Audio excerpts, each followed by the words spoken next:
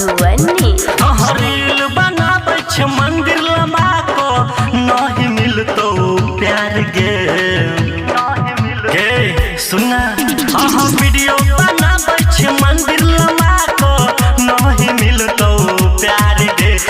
कले बियाह पवन सिंह से छौरी कले बियाह खेसारी से छौरी बहन जबे स्टार गे कले बियाह पवन सिंह से छौरी बहन जबे स्टार गे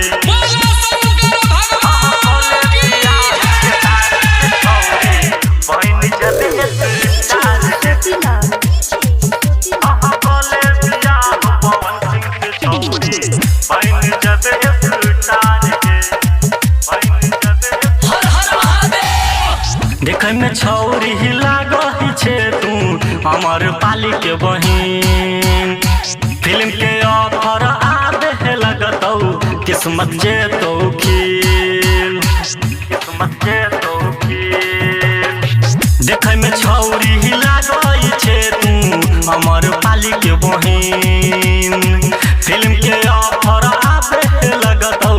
किस्मत जे तो खील हे के भोला बाबा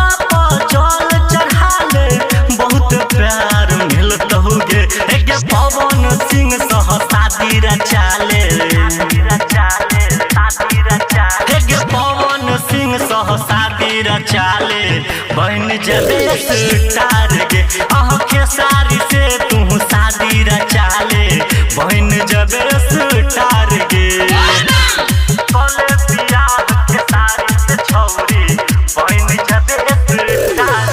रूपम रिकॉर्डिंग स्टूडियो मधुबनी।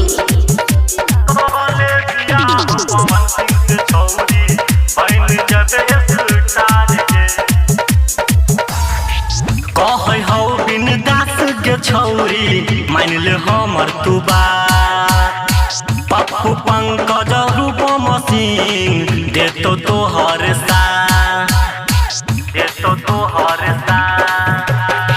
कह हौ बिन दास गे छौरी मान ले हमर तू बात पप्पू पंकज रूपम सिंह देतो तोहर बाबा के कृपा से सुन गे छौरी जल्दी गाड़ी चढ़बे गे पवन सिंह सह शादी रचाले कले बियाह खेसारी से छौरी बहन जबे स्टार गे